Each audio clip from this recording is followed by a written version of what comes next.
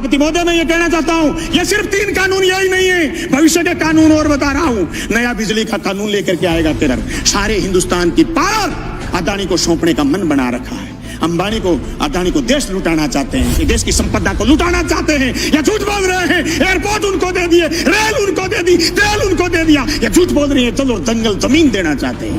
वो एयरपोर्ट खरीद रहे थे, वो रेल खरीद रहे थे, वो जमीन पर कब्जा करने के लिए ये कानून केंद्र की सरकार से बढ़वाने में कामयाब हुए। झूठ बोल रहे हैं आप कि किसान आगे बढ़ रहा, किसान की आत्महत्या का आंकड़ा बताना बंद किया, केंद्र की सरकार ने बंद किया। इसलिए तीनों अध्यादेश साथ लेके आए। ये क्यों नहीं बता रहे कि एमएसपी पर खरीदेगा, बाहर भी कोई खरीदेगा तो? जी प्रधानमंत्री जी कह रहे हैं, तो प्रधानमंत्री जी तो अच्छे दिन आने की भी कह रहे थे। प्रधानमंत्री जी तो काला धन वापिस आने की भी कह रहे थे।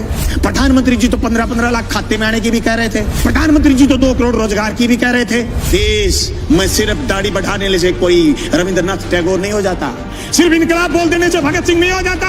आप कह रहे हैं आंदोलन नहीं है, गलत कह रहे हो आप। मैं दावे के साथ कहता हूं, केंद्र की उस मंशा को हम कामयाब नहीं होने देंगे। हम जेलों की तकियों की रोटी खा खा करके विधानसभा पहुंचे। मजाक नहीं है जो आपके कानून लागू कर दोगे। आप कह रहे हो आंदोलन नहीं है।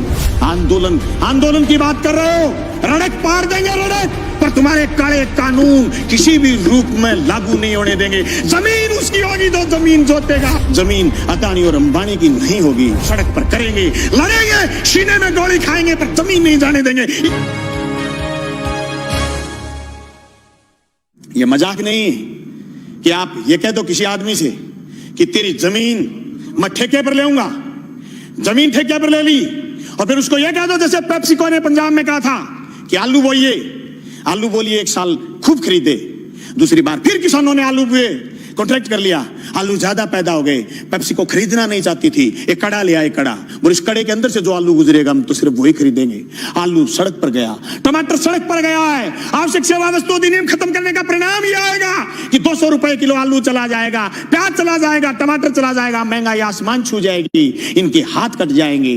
जो कानून आपने मंडी तोड़ने का लेकर के आए हो, मंडी टूट जाएगी, खरीदार नहीं बचेगा, दर दर की ठोकर खाएंगे। किसान के पास जब खरीदार नहीं होगा, जिन्स कोई खरीदेगा नहीं, वो खेती से मोह भंग हो जाएगा। जमीन छुटाना चाहते हैं, लक्ष्य जमीन छीनना है। सभापति महोदय, 1967 में हरित क्रांति हुई, देश के किसान ने अन्न पैदा किया, अन्न खरीदने के लिए सरकार आगे आई, उन्नत खाद, बीज, ये सारी मदद सरकार ने करी। सरकार ने बैंकों का राष्ट्रीयकरण किया, किसान को सस्ते में कर्ज दिया, सरकारी कंपनियां स्थापित की गई, रशिया की मदद से देश में उन्नत फार्म स्थापित किए गए। 1990 के दशक में आते आते हिंदुस्तान की ताकत ये बन गई थी कि हम खाद्यान्न के बदले इराक से तेल लेने लग गए थे। उसी तेल की ताकत से हिंदुस्तान में उद्योग आगे बढ़ा। 1991 के बाद विश्व बैंक की दादागिरी दुनिया में बढ़नी शुरू हुई।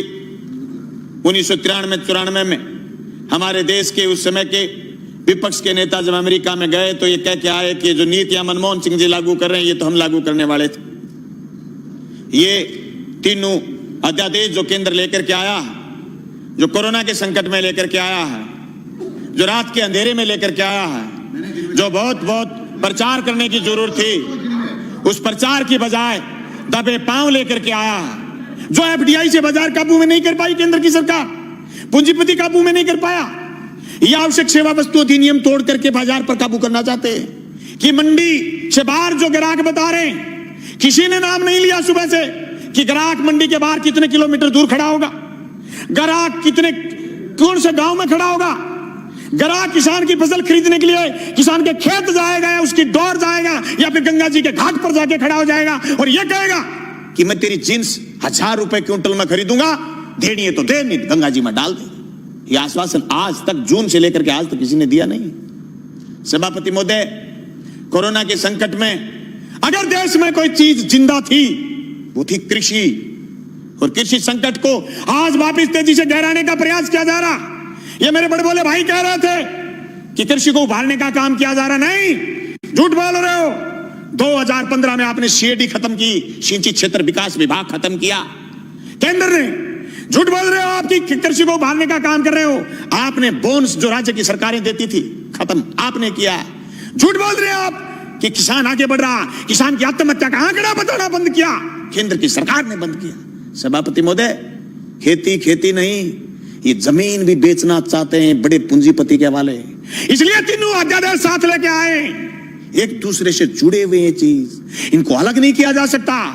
ये क्यों नहीं बता रहे कि एमएसपी पर खरीदेगा, बाहर भी कोई खरीदेगा तो जी प्रधानमंत्री जी कह रहे हैं, तो प्रधानमंत्री जी तो अच्छे दिन आने की भी कह रहे थे, प्रधानमंत्री जी तो काला दिन वापिस आने की भी कह रहे थे, प्रधानमंत्री जी तो 15-15 लाख खाते में आने की भी कह रहे थे, प्रधानमंत्री जी तो 2 करोड़ रोजगार की भी कह रहे थे, पर हुआ तो नहीं।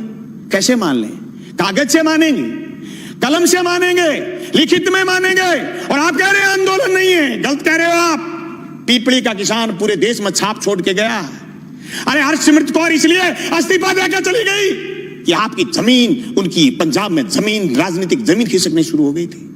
अरे राजस्थान में 800 850 मंडियां लगी थी पिछली रबी की फसल तुलाई में, और 30,000 टोकन कटे हुए रह गए, केंद्र की सरकार ने बंद कर दिया था। सभापति महोदय, इन कानूनों से न सिर्फ बड़े पूंजीपति बल्कि नए सरमाएदार पैदा हो रहे हैं। वो सरमाएदार जो अभी तक सिर्फ ऊर्जा में थे, सिर्फ पावर में थे, सिर्फ दूसरे संसाधनों में थे, वो एयरपोर्ट खरीद रहे थे, वो रेल खरीद रहे थे, वो जमीन पर कब्जा करने के लिए ये कानून केंद्र की सरकार से बनवाने में कामयाब हुए हैं। सभापति महोदय, देश में सिर्फ दाढ़ी बढ़ाने से कोई रविंद्रनाथ टैगोर नहीं हो जाता, सिर्फ इनकलाब बोल देने से भगत सिंह नहीं हो जाता, सिर्फ सत्य की और अहिंसा की बात करने से गांधी नहीं हो जाता। गांधी और टैगोर और भगत सिंह बनने के लिए तो त्याग और बलिदान की जरूरत है, उसकी कमी है आज। उस कमी को हमें स्वीकार करना पड़ेगा। देश के किसान को आगे ले जाने के लिए जो सिर्फ कानून, 3 संशोधन कानून लेके आए, न सिर्फ हम ये कहना चाहते हैं कि कानून ठीक लेके आए हो, लेकिन इस कानून में भी एक चीज हम और चाहते हैं। आप भी ये लाइन लिखते कि एमएसपी से नीचा मंडी में भी खरीद नहीं करी जाएगी। मैं समझता हूं मेरा ये प्रस्ताव आप स्वीकार करें। मैं दावे के साथ कहता हूं, केंद्र की उस मंशा को हम कामयाब नहीं होने देंगे। हम जेलों की चक्कियों की रोटी खा खा करके विधानसभा पहुंचे। मजाक नहीं है जो आपके कानून लागू कर दोगे। आप कह रहे हो आंदोलन नहीं है, आंदोलन की बात कर रहे हो, रड़क पार देंगे रड़क, पर तुम्हारे काले कानून किसी भी रूप में लागू नहीं होने देंगे। जमीन उसकी होगी जो जमीन जोतेगा, जमीन उसी की रहेगी जो जमीन जोतेगा। जमीन अदानी और अंबानी की नहीं होगी, मंडी उसी की होगी जो मंडी में काम कर रहा है। मंडी से बाहर दूसरी मंडी का जो सपना आप दिखा रहे हो, ये सबजबाग हम आपका कामयाब नहीं होने देंगे। सभापति महोदय, मैं उस मेरी क्षेत्र का किसान हूं जहां आज से 20 साल पहले सीएडी ने खाड़े बनाए थे। जब मैं मंत्री जी से मिला, सिंचाई मंत्री से कि हमारे खाड़ों की मरम्मत करो, बोले केंद्र ने सीएडी बंद कर दी। हमारे लिए ये मौत का फरमान है। ये तीनों कानून भी मौत के फरमान है। सभापति महोदय, मैं ये कहना चाहता हूं, ये सिर्फ 3 कानून यही नहीं है, भविष्य के कानून और बता रहा हूं। नया बिजली का कानून लेकर के आएगा केंद्र। सारे हिंदुस्तान की पावर अदानी को सौंपने का मन बना रखा है।